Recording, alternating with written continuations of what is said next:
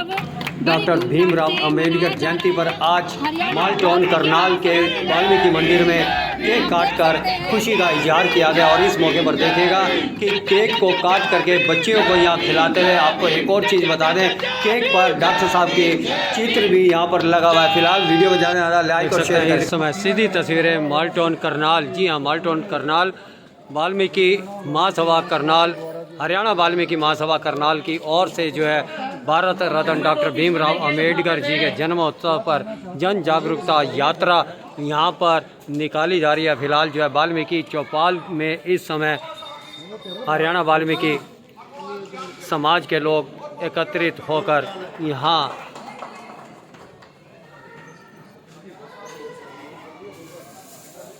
Doctor साहब की जयंती पर सभी एकत्रित हुए हैं यहाँ पर। और आप यहाँ देख सकते हैं इस समय जो है उपस्थित सभी जनों को जो है सत्यवान डिलोट संबोधित करते हुए। बाबा साहब डॉक्टर भीमराव अंबेडकर की जयंती पर यहाँ तक कि 15 अगस्त जो स्वतंत्रता दिवस है उस पर भगवान वाल्मीकि जी की जयंती पर इस तरह से जन जागरूकता यात्रा निकालने का प्रयास हरियाणा वाल्मीकि महासभा कर रही है। हरियाणा वाल्मीकि महासभा का सिर्फ और सिर्फ एकमात्र उद्देश्य है, वो है कि वाल्मीकि समाज का युवा हर क्षेत्र में तरक्की करे, शिक्षा में जाके रोजगार, सरकारी रोजगार की तरफ बढ़े और बिजनेस की तरफ बढ़े। ये हरियाणा वाल्मीकि महासभा का चौहान साहब, सरपंच साहिबान बैठे हैं, ये प्रयास है। आज हमारे साथियों ने जो योगदान दिया, मैं बताना चाहूंगा कि हमारे सरपंच साहब हैं नंदी के रमेश जी, एक समाज की और हमारे सरपंच साहब हैं विशाल जी आयोजित की गई, हिनोरी के सरपंच हैं, एक हमारे शेरगढ़ टापू के सरपंच साहब आए हुए हैं। इन साथियों ने पानी से, किसी साथी ने 3100 रुपए से, 2100 रुपए से, इसी तरह से जैसे हमारे एसपीओ साहब हैं विशाल जी, चौहान साहब, हम सभी साथियों और बाकी भी जितने साथी लोग हैं यहाँ बैठे सभी ने एक दान स्वरूप, किसी ने मांगे नहीं, कहा नहीं कि भाई हमें जो, सभी ने कहा नहीं, ये समाज के अंदर एक अच्छी सोच है, समाज को एक अच्छा रास्ता दिखाने का एक बढ़िया प्रयास है, इसमें हम सभी आहुति डालेंगे। और मैं साथियों से सभी से अपील ये करना चाहूंगा कि चाहे हमारा संगठन कोई भी हो, हम किसी भी राजनीतिक दल के अंदर बैठे हो या कहीं भी किसी कोने में बैठे हो, हमारा सभी का एक ही उद्देश्य होना चाहिए कि वाल्मीकि समाज का युवा ऊंचे से ऊंचे पदों पे जाके अच्छी से अच्छी तरक्की करे और समाज की मुख्य धारा में वो युवा लेके आने का काम करे। और उन युवाओं से भी मैं अपील करूंगा कि जो युवा शिक्षित होता है या अच्छे रोजगार पे जाता है, उसमें मैं ये मानता हूँ कि आपकी मेहनत है, 10% 20% आपकी मेहनत है, लेकिन 80% रोज जिस समाज में हम पैदा हुए हैं उस समाज का भी हमारे अंदर योगदान है, ये कभी भूलना नहीं चाहिए। दूसरी बात मैं इसमें कहना चाहूंगा कि जो साथी, चाहे आप सरकारी नौकरी पे हो, प्राइवेट बिजनेस में हो या किसी दूसरे अच्छे से अच्छे ऊंचे मुकाम पे हो, चाहे आप राजनीति के मुकाम पे हो या किसी एक बिजनेस के मुकाम पे हो, अपने समाज को कभी नहीं भूलना चाहिए। और जो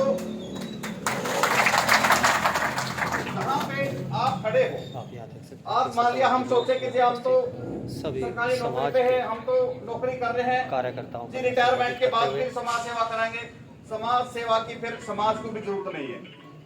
समाज सेवा की जरूरत यहाँ पे है जहाँ पे सर पवन जी, जहाँ पे आप लोग अब खड़े हो, वहाँ खड़े होके भी समाज के लिए आपका क्या योगदान है उसको समाज भली भांति जानता है। और दूसरी बात मैं कहना चाहूंगा कि पल्ले गांठ बांध लो कि जब हम इस दुनिया में नहीं रहेंगे, जब हम अंतिम क्षण हमारे प्राण खत्म होंगे, आखिरी दम तक समाज ही पल्लड़ के ऊपर बैठता है, दूसरा कोई नहीं बैठता। इसलिए अगर जो समाज के साथ मिलकर चलेगा, अंतिम यात्रा में समाज भी उसके साथ बहुत ज्यादा संख्या में होगा। और वही समाज का मेरा, आप कहने का मतलब समझ गए होंगे, समाज से दूरी बिल्कुल नहीं बनानी, समाज के अंदर ज्यादा जाके समाज के बच्चों में अच्छे संस्कार देने हैं, अच्छे शिक्षा की तरफ बच्चों को बढ़ाना है, रोजगार की तरफ बढ़ाना है। और मैं ज्यादा ना बोलते हुए हमारे पानीपत के जिला अध्यक्ष हैं भाई गोविंदा लोट जी अपनी टीम के साथ में आगे हैं, और जो भी साथी किसी फंक्शन, ये पूरे समाज का फंक्शन है, बात हमें अपने घर से करनी है। बड़ी बड़ी बातें करने का कोई लाभ नहीं। आपकी स्वीकृति आपका समाज कब आपको एक्सेप्ट करेगा? जब आप उसकी पहली शुरुआत, प्रथम इकाई आपके परिवार से करें। अपने बच्चों को पढ़ाएं। घर में जो अपनी महिलाएं हैं, बाबा साहब के गुरु कौन थे? महात्मा ज्योतिबा फूले जी। महात्मा ज्योतिबा फूले जी ने क्या किया? प्रथम महिला शिक्षिका मां सावित्रीबाई फूले जी को पढ़ा लिखाकर इतना काबिल बनाया कि वो टाइम देखो और आज का टाइम, आज तो कुछ भी नहीं है।